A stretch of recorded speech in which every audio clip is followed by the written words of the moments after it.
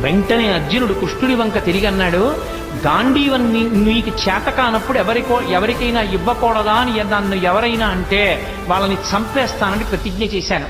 ప్రతిజ్ఞాభంగం చేయకూడదు. కాబట్టి బావా నేను ఇప్పుడు ధర్మరాజు గారిని చంపేయాలి అన్నయ్యని ఎలా అని అడిగాడు.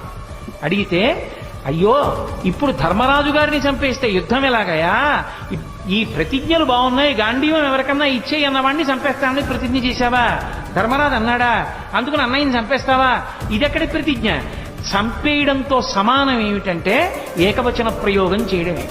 గురువుని కాని, తండ్రిని కాని, అన్నని కాని ఏకవచన ప్రయోగం చేస్తే, అంటే గౌరవం తప్పించి ఏకవచన ప్రయోగం చేస్తే, ప్రత్యేకించి గురువుని చంపేసిన పాపం వేయడానికి ఎప్పుడేస్తారంటే ఏకవచన ప్రయోగం చేస్తే.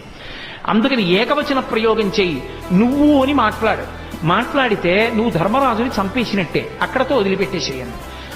ధర్మరాజుని నువ్వు అని